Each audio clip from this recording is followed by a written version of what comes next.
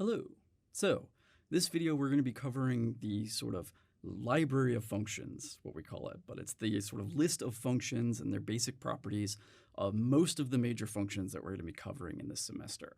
So, each of these functions is something that we're going to sort of dive deeper in at a future part of the semester, but right now we're going to get just sort of the basic introduction and the basic features of each type. Okay, so let us begin. So, linear functions. So linear functions are a type of polynomial, and the sort of general parent function, or the sort of iconic version of this, is that f of x equals x function, or y equals x, which gives us this nice sort of straight line, 45 degrees, going sort of top right and bottom left. Now, noteworthy, the things we want to take away from this for each of these functions really is the domain, and in particular if there are any domain restrictions, and the parent function, mentioned here, f of x is x. So the domain for any polynomial is all real numbers. They're always continuous everywhere, so there's not going to be any restrictions. And the notable features, so linear functions are so named because they are lines. They are just straight lines. They might be shifted, they might be rotated, but they're just a line going somewhere through the graph, okay? All right, so the next up is also a polynomial. So this is also continuous everywhere. But here we're going to look at the quadratic function. So quadratic functions, our parent function is this x squared, which has this nice parabolic shape, right? This sort of cup or U type shape. So that's the sort of notable feature here. It might point up, it might point down, but sort of one of the important takeaways here is that both ends point in the same direction. And this is true for all even polynomials. So what happens sort of in the middle might go kind of crazy depending on the polynomial, but even ones, they both sort of edges, right, the far left and the far right will either both eventually go up or both eventually go down, okay? And again, when we go into the polynomial sort of deep dive, we'll discuss that in more detail and why that's true and these kinds of things. So, last but not least for our polynomials is the cubic function. So cubic functions, again, polynomials, so they're continuous everywhere.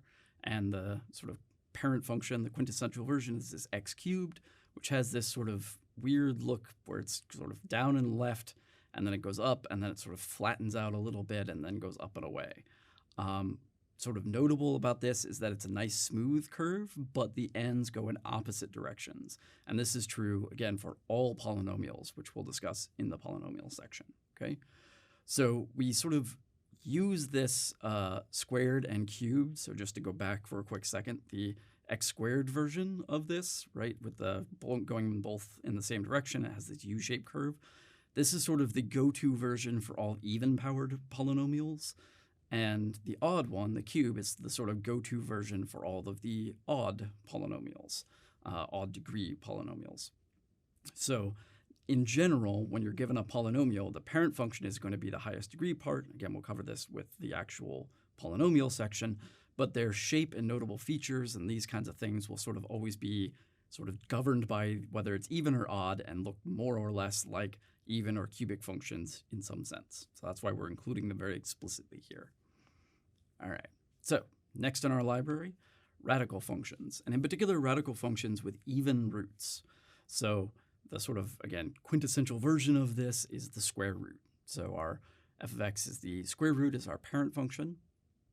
Our domain is that it has to be greater than or equal to 0. So note that this inequality is not strict. 0 is a perfectly valid thing to have for your square root. But the notable features, this graph is smooth, right, like we were talking about before. So it's this sort of nice smooth function that goes sort of up and to the right, but it only goes infinitely far in one direction. So it sort of terminates down here at 0. And if we look a little bit closer, we can see that when we get close to that termination point, it starts getting sort of more and more vertical. So it's almost like it's trying to become a vertical line right before it ends, okay? So this turns out to be really important when we look at sort of in the future, if you take calculus, when we look at how rates of change and stuff behave at that sort of beginning point, okay? Now, in contrast, if we look at radical functions of an odd root, it looks almost identical when we go from the middle out, but it's sort of also rotated and actually works down and left. So unlike the even root case, the odd root ones are continuous everywhere, okay? And the parent function, the sort of example version, is the cube root. But again, this is sort of the case for all odd roots. And again, we'll talk about it more when we get there. And just like the even root case, this thing is smooth. And if we zoom in at that sort of emanating point, we can see it even more clearly here that we actually sort of become this almost vertical line for an instant before it then goes and starts bending out again. Okay, so that's odd root type functions. Next on our list, exponential functions. So exponential functions have this a to the x, where a is some constant. So you look at this and you have something like 2 to the x or 5 to the x, right? The important part is that the x part, the unknown part, is in the exponent, not the base. So it's not something like x cubed, it would be something like 3 to the x, okay? Noteworthy, one that comes up a lot is using e as a base. This is because it has a very special role in calculus, so we sort of try to get used to it in pre-calc. So it's very common to see the constant number e, right? That's the 2.714 whatever. That would go in for like where the a is, so it would be e to the x. This would be sort of an example that might show up a lot. So again, this is noteworthy that it's continuous everywhere. It has a horizontal asymptote, so if we actually look at the sort of x-axis in this example, we can see that as we go down and left, it sort of becomes that horizontal line. It's trying to sort of snugly go and sort of become that line. That's the horizontal asymptote. But in the other direction, right, so in one direction it's sort of becoming horizontal, and in the other direction it's going to go to some form of infinity and do so very quickly. So in this example, it's going to positive infinity, but we could flip this and then it would be going down to negative infinity, for example. Okay. Next up, logarithmic functions. So these are sort of related to exponentials in some way, and again, we'll talk about this when we do our deep dive on logarithms.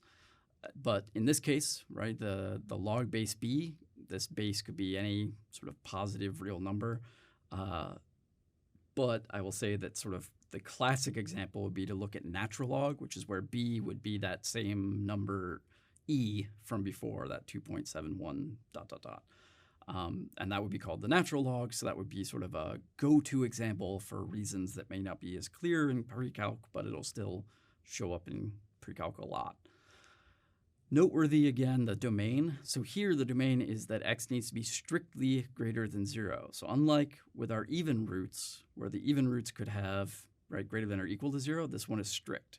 And it's sort of a very common mistake to get those switched, to think that, you know, they both have to be strictly greater than 0, or both could be greater than or equal to 0.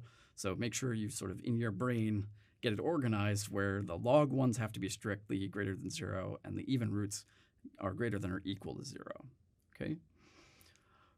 Again, so noteworthy features, the log functions are smooth curves, and they do have a vertical asymptote. So just like before, if we sort of look at all the way on the left in this case, it looks like it's trying to go sort of down and become almost a straight up and down line as it gets close to the y-axis here. So that's where it's trying to sort of become that asymptote. That's why it's a vertical asymptote.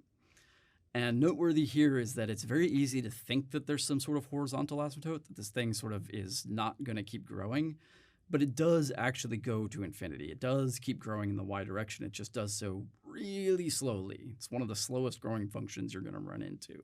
So even though it sort of looks like it's flattening out, it doesn't. It keeps growing indefinitely. Okay. All right. So last but not least, absolute value functions. So absolute value functions, which have these absolute value bars, these are continuous everywhere, but it's not smooth, right? So in particular, sort of a noteworthy bit is that it has this corner point. It has a spot where it sort of rapidly changes directions and it forms this sharp corner. And it turns out that's going to be super important in calculus, which is why we're drawing attention to it here in pre-calc. But for all sorts of intents and purposes at the moment, the important part here is that it's continuous everywhere, and it's really one of the only examples we have where the function isn't smooth, right? It has that sharp corner bit to it, okay? Noteworthy as well is that this thing is sort of emanating from that corner, meaning that it goes sort of up and away in both cases.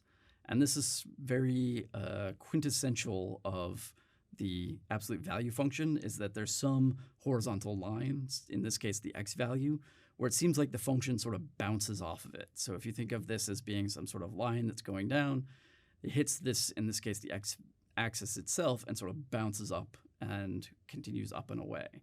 So this is very common for absolute value functions. Depending on what exactly is going on, it might do some weird like curvy stuff in between the bounces, but the bounce is sort of always there somewhere, sort of lurking in the background.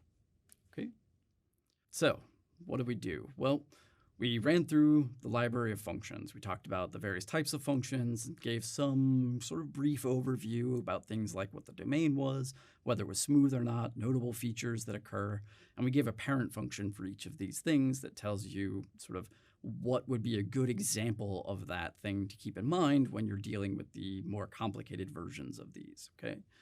Keep in mind that the graphs that you saw are of those parent functions, which don't have any kind of shifts or reflections, things like that, which you will encounter in other problems, right? So it's important to know what the graph looks like, but keep in mind that the graph can move around, right, by doing translations, transformations. They could flip, right? These are things that we're going to be talking about in separate sort of segments as well, okay?